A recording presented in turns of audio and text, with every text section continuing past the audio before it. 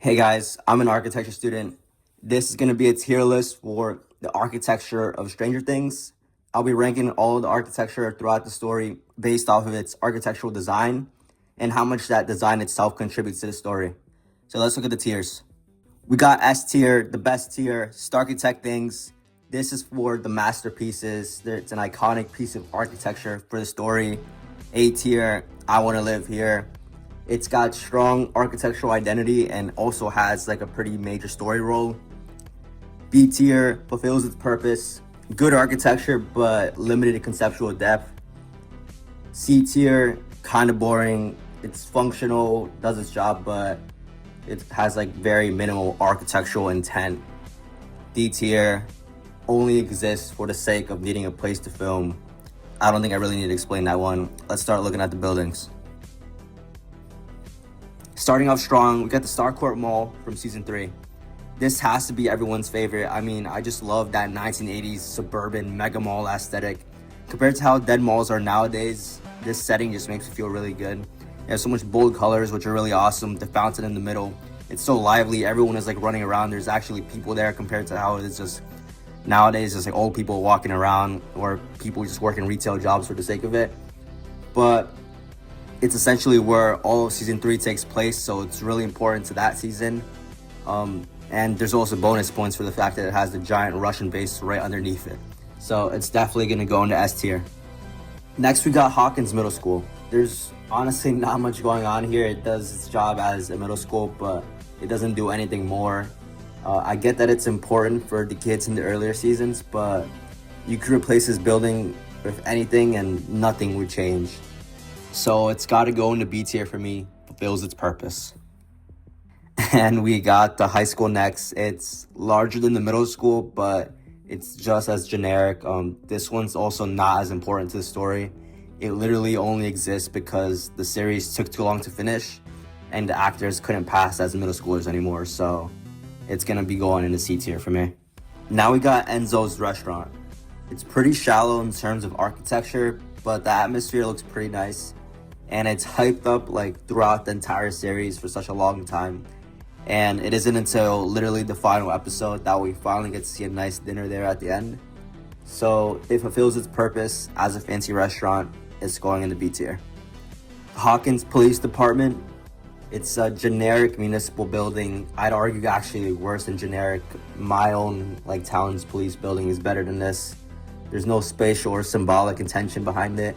And I mean, Hopper was miserable every time he went in there. So it's going into D tier. Next up is the Wheeler House. Mike and Nancy, Holly. I mean, this is where the story begins and ends.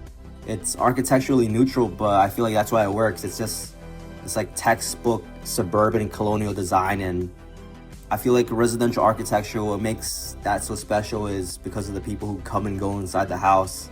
And I mean, everyone was here. All the D&D games were played here.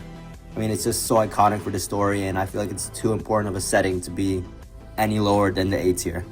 Up next is Henderson's house. I mean, this is like a standard split level suburban home. It seems pretty comfortable for Dustin, but it's not as iconic as Mike's house, so it's going into B tier for me. It's just a home for Dustin. Sinclair's house, it's the same logic here for Dustin's house. I mean, it's authentic suburban architecture with essentially no symbolic ambition. At least we saw Dustin had a cool bunker nearby in his house. Lucas really had nothing going for him, so I'm going to say that it goes right behind him in the B tier. Next up is the Harrington house. Although we never see his parents, they definitely left Steve with a nice home.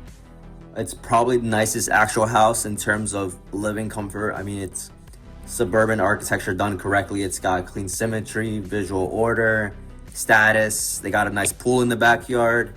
I remember there was like a really grand staircase in the entrance there. And we don't really see much of it after season 1, but I think the architecture will hold. It's going to go into A tier. I would definitely live here. Next is the Byers house. I mean, we have Jonathan, Will, Joyce. I mean, everyone steps foot in here at some point. I mean, his house just works so well. It's turned a regular home into this supernatural interface, and Even though it's a little on the ordinary side, it's an actual set that people actually want to stay at. I mean, they literally like have listings on Airbnb and people want to live here. It's so iconic. It's got Christmas lights all over and it's got to go into A tier because of that Airbnb listing. Next, we got Surfer Boy Pizza, and I think we actually see like two different ones, but they're essentially like the exact same architecturally. And on that topic, while it's fun branding and it has a cool van and everything, and Argo was there, it's pretty weak in architecture. I mean, that sign does all the work for it. Not any of that space is memorable, so it's going in the C tier for me. Up next is the Lenora Hills High School in California, and if you don't even know what this is, I don't blame you. We barely see it in the story. It really only exists because Will and Eleven needed a place to go to school in California, but I decided to include it because even though it's a generic West Coast public school, I'd much rather go to school here because it has an actual campus and kind of presence compared to the Hawkins High School. So for me, it's gonna go in the B tier above Hawkins High School. Now, I know I just said that Lenora Hills was pretty much here for the sake of needing a place for Eleven and Will to go to high school, but the Byers house in California, that actually only exists for the sake of like needing a house for them. I mean, it's generic suburban tract housing with no architectural identity at all. I barely remember it. It's going into D tier. And now we got Castle Byers, and I know this isn't architecture in that traditional sense, but it is spatial authorship, and it represents Will's imagination, his refuge, his authorship of space. And we actually get to see Jonathan and Will build it together. It was a really nice scene, and it just feels so iconic.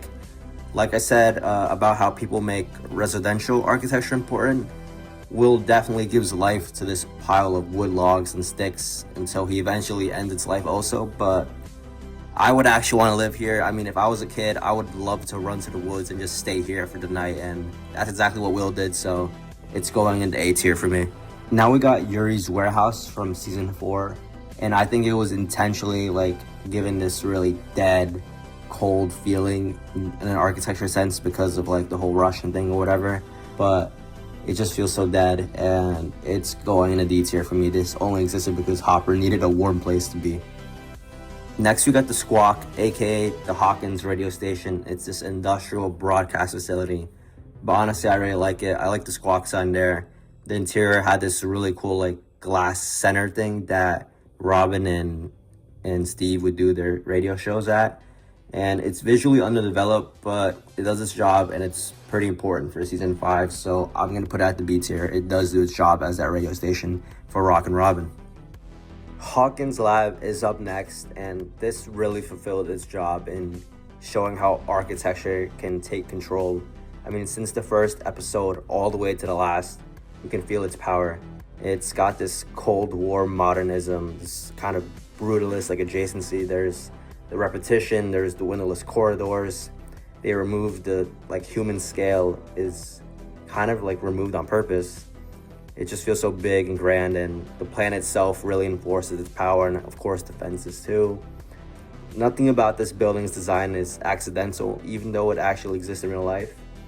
But the show's main core themes live inside of this. It's so iconic for the story, and even though 11 didn't have the best memories in it, it's definitely S tier. Now we got the Hawkins Library.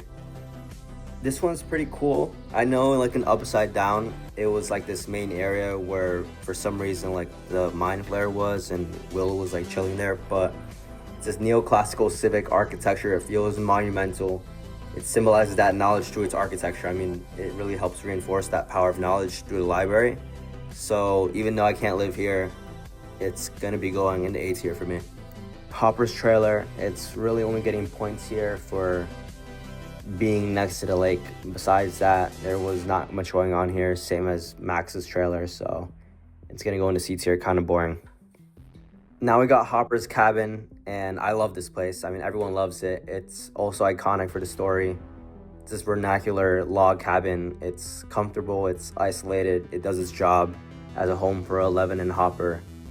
And the simplicity of this place is the point because it directly contrasts with the Hawkins Lab, where Eleven was before, that grand cold space. Now you have this warm, smaller space.